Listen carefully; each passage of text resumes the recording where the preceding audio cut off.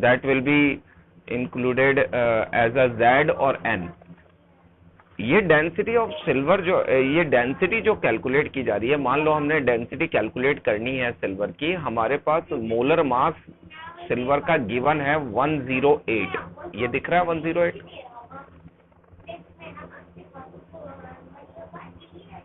ठीक है, ये 108 इज द मोलर मास, और ये 4 जो है वो Z या नंबर ऑफ एटम्स है, नीचे एवोगेड्रो नंबर है, multiplied by the length of a side which is given of a crystal. Got it? Got it? बात समझ में आ गई? अब देखो, ये जो डेंसिटी हमने कैलकुलेट करी है, इन दिस डेंसिटी, ये फॉर्मूला जो है डेंसिटी का वो कैसे ड्राइव हुआ? We have to look out a formula before doing the numericals. We have to look out a formula. तो formula देखने के लिए we are going to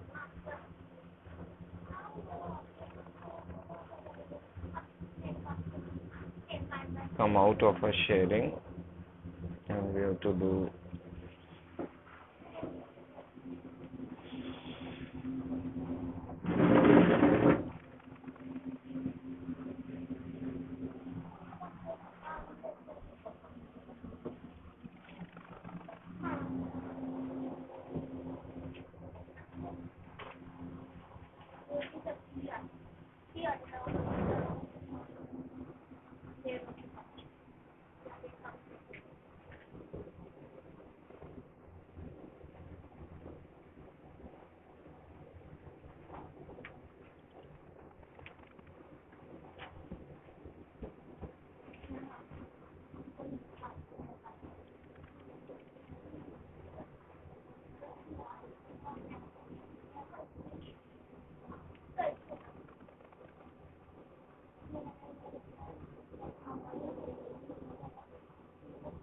You are able to look a board?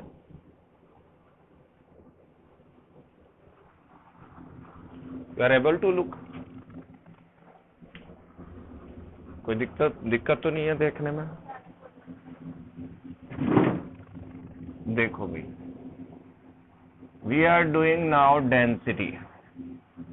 अब density में क्या है? Density में क्या है?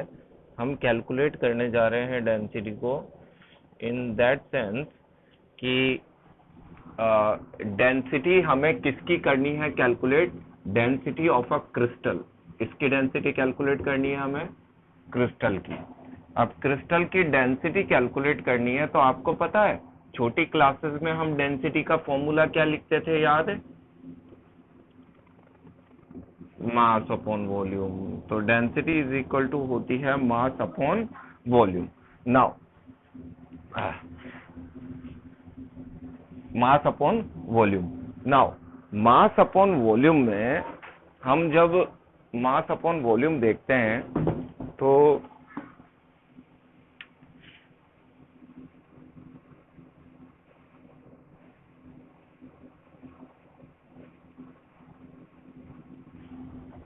Now mass upon volume. अब इस मास अपॉन वॉल्यूम में अब मुझे एक बात बताओ, हम क्रिस्टल का मास ले रहे हैं और ये मास कौन सा मास है? ये मास हम ले रहे हैं किसी यूनिट सेल का. किसका मास ले रहे हैं हम? यूनिट सेल का. ठीक है,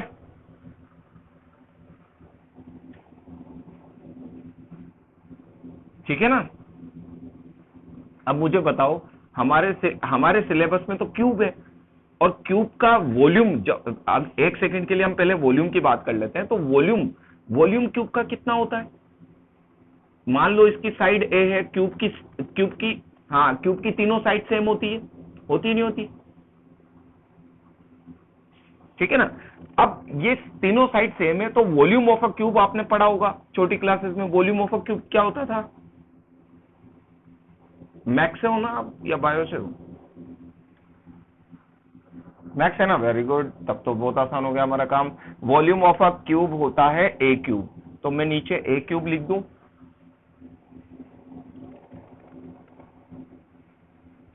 ठीक है। अब देखो हमारे यहाँ पर जो हमने ये जो डेंसिटी निकाली है ये मास है। और मुझे एक बात बताओ, जो मास होता है फॉर वन एटम का मास कैसे निकालते थे आप?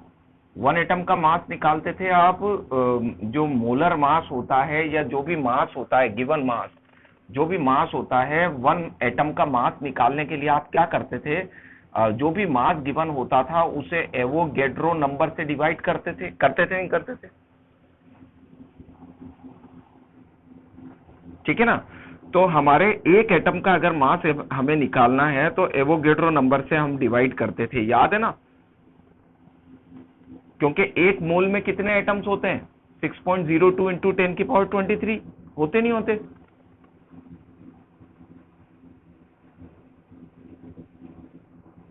सिक्स 6.02 इंटू 10⁻23 होते हैं ना। तो हम क्या करेंगे कि एक एटम का निकालना है हमें डेंसिटी, तो ये जो मास है इस मास को मास अपॉन एवोगैड्रो नंबर में कन्वर्ट कर लेंगे। तो this mass is converted into the capital M mass upon Avogadro number.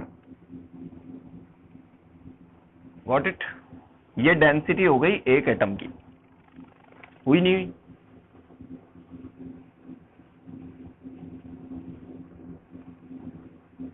चलो बहुत ध्यान से समझना, और ये मैं बोर्ड पे याद है क्यों समझा रहा हूं तुम्हें। अब सुनो इसकी बात। ये क्लास 12th का सबसे इम्पोर्टेंट टॉपिक है सीबीएसई का। यहाँ से हर साल 1 क्वेश्चन कंफर्म होता है, और वो बेसिक से भी आ जाता है, इसकी डेरिवेशन से भी आ जाता है, और इसके न्यूमेरिकल से आता है सबसे इम्पोर्टेंट। तो यहाँ से एक क्वेश्चन हर साल होता है बोर्ड में on numerical of density confirm. इसलिए मैं आपको इसको बोर्ड पे करा रहा हूँ in a proper manner. Got it?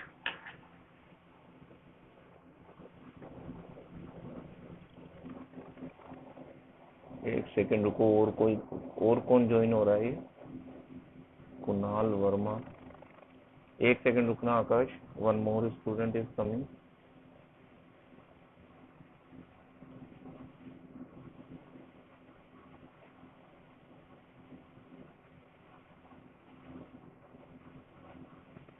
Yes, Kunal, you are also from Max or Bio?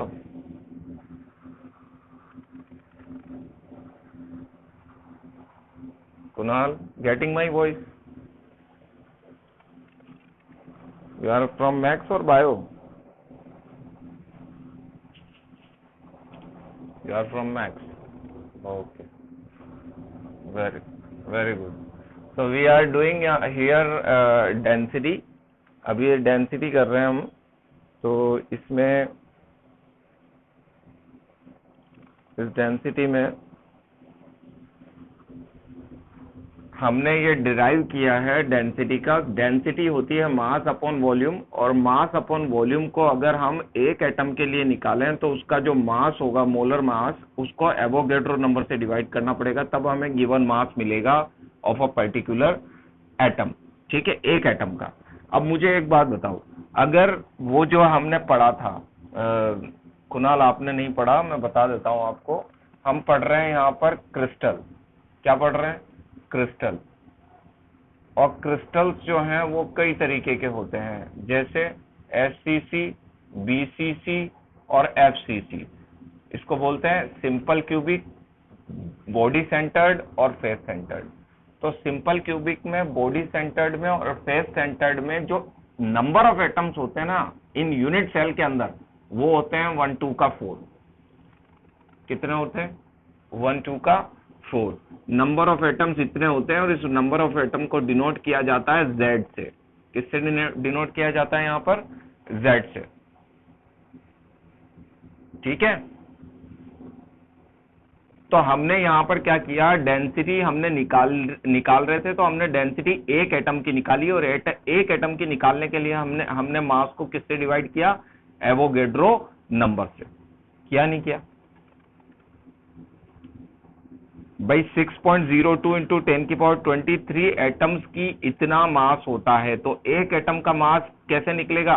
6.02 into 10⁻23 से डिवाइड करके। ठीक है ना, ये हमने निकाल लिया मास। और वॉल्यूम हमारा होता है क्यूब का साइड का cube, volume of a cube is a cube. ये भी आ गया, आ गया।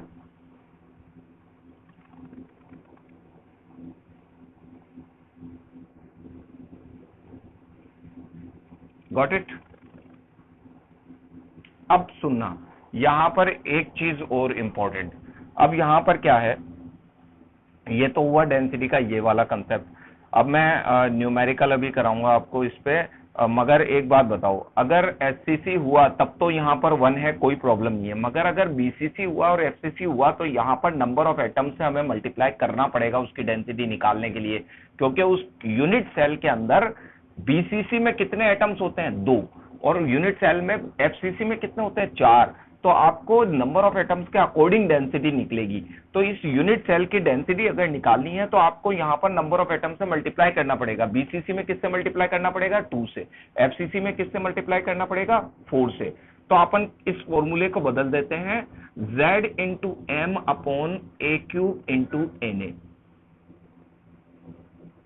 This is the final formula. अब यहां पर Z जो होगा वो एससीसी के लिए 1, बीसीसी के लिए 2 और एफसीसी के लिए 4 हो जाएगा। बात समझ में आ गई? आकाश एंड कुणाल बोथ। ये इतनी इंपॉर्टेंट है, ये इतना इंपॉर्टेंट टॉपिक है कि अगर मैं ये बोलूं कि पूरे सॉलिड स्टेट में अगर आप 2 चीजें तैयार करके चल जाओ बोर्ड एग्जामिनेशन में, तो आपको कुछ और करने की जरूरत नहीं है। तो उनमें से एक चीज ये है, 1 question is always every year you can look out the previous year question, always every year you will get 1 question from this part. Got it? अब देखो, ये तो हो गया डेंसिटी का फॉर्मूला। डेंसिटी का फॉर्मूला याद हो जाएगा आपको, Z into M upon a cube into N A. यहां पर ये बात जरूर मालूम होनी चाहिए, क्योंकि क्या Na से क्यों डिवाइड किया हमने? बताओ Na से क्यों डिवाइड किया? आकाश बताओ आप, एवोगैड्रो नंबर से क्यों डिवाइड किया?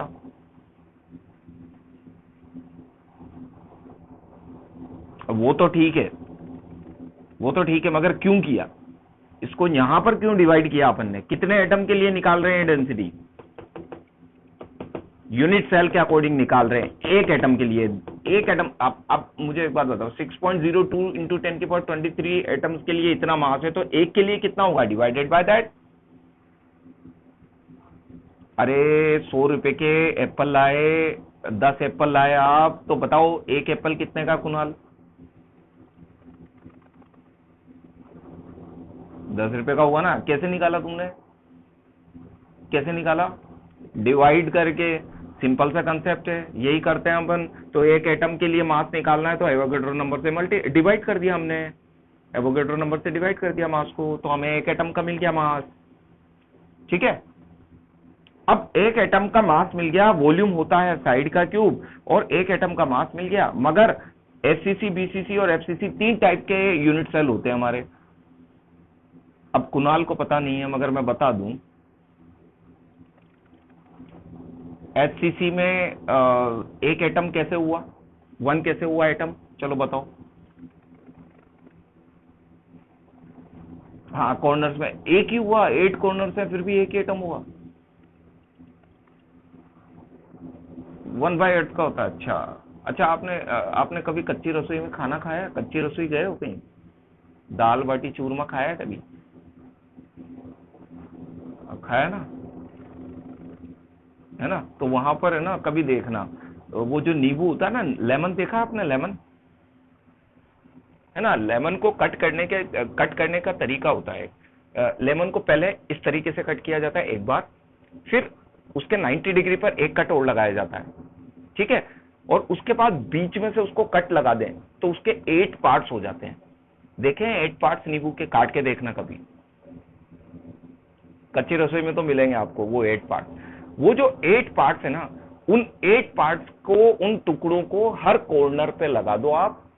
हर कॉर्नर पे वो टुकड़ा इसी तरीके से लगा हुआ है जैसे नींबू का 8th पार्ट। अब जब उन 8 पार्टों को आप वापस से ज्वाइन कर लोगे तो कितना कितना लेमन बनेगा? एक लेमन बनेगा। बनेगा नहीं बनेगा? तो इस वजह से उसको 1/8 पार्ट लेते हैं और टोटल 1 एटम के बराबर मानते हैं। तो चलो तुम्हें पता है। और बीसीसी में 2 क्यों लिया?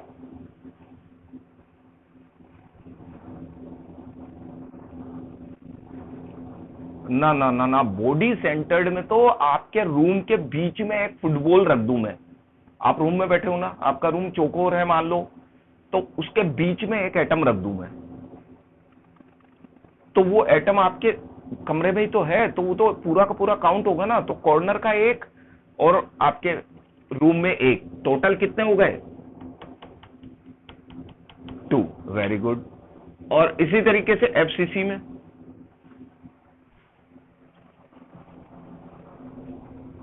ना ना ना ना, कॉर्नर का तो 1 और बाकी।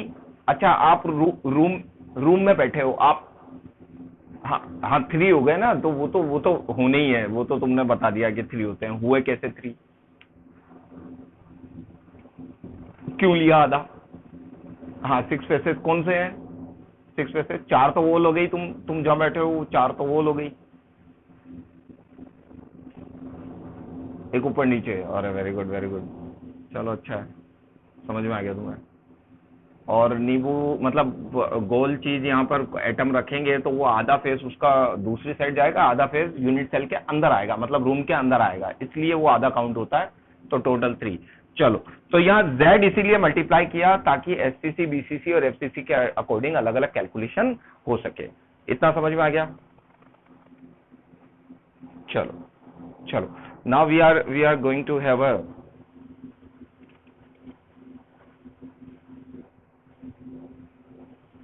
we are going to have a discussion on that numerical. I'm sharing something.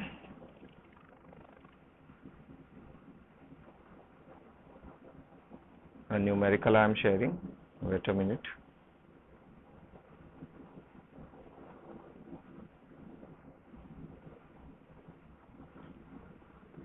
See.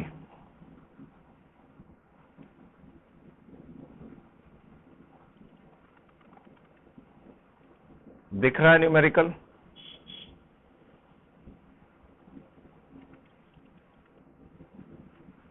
अब देखो, इसके अंदर देखो, न्यूमेरिकल में हम यहाँ पर डेंसिटी ऑफ अ सिल्वर निकाल रहे हैं। हमें कौन सा यूनिट सेल दे रखा है? एफसीसी। कौन सा यूनिट सेल दे रखा है? एफसीसी। हमारे पास एफसीसी है। तो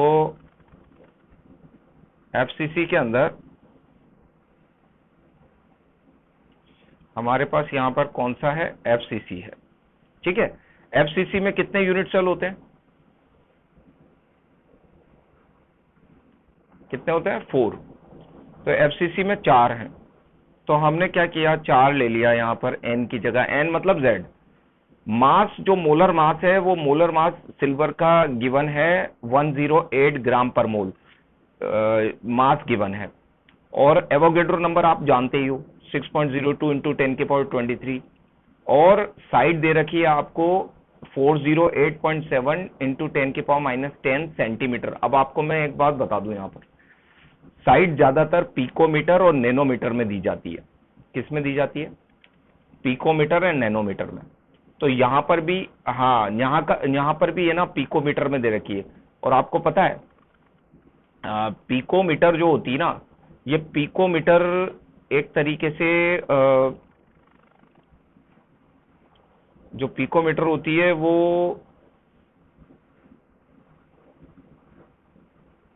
पिकोमीटर की वैल्यू कितनी होती है?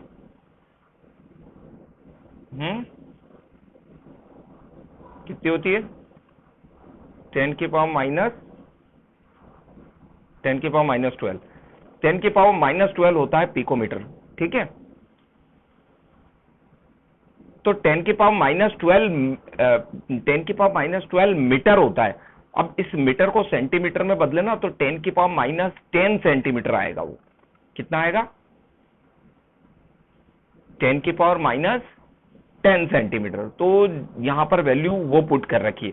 तो अब देखो, सबसे पहले इसने डेंसिटी निकालने को दिया, तो कई बार तो यही न्यूमेरिकल आ जाता है, बड़ा सिंपल सा, कि जेड की वैल्यू दे दी जाती है, मास दे दिया जाता है, एवोगेड्रो नंबर आपको ऑलरेडी पता है, साइड गिवन है, बस आपको यूनिट कन्वर्जन आना चाहिए कि पिकोमीटर अगर दे तो उस पिकोमीटर को आपको कन्वर्ट करना आना चाहिए। पिकोमीटर इज इक्वल टू 10 की power -12 metre. Got it?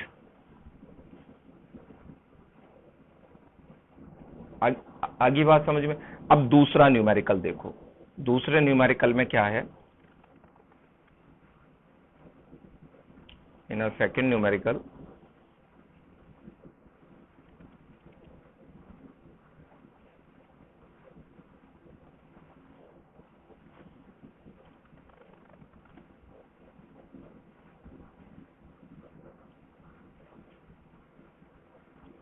Second numerical में डाटा बदल दिया जाता है थोड़ा सा, और उस बदले हुए डाटा के अंदर यू विल गेट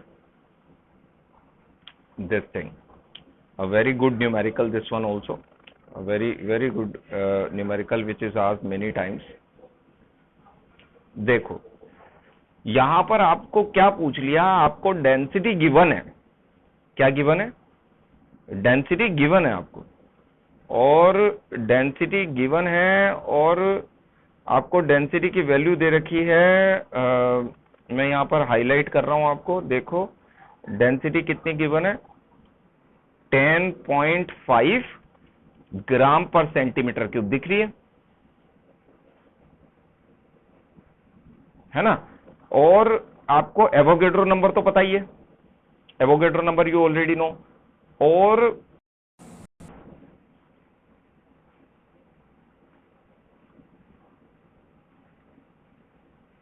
एक minute, you are getting my voice?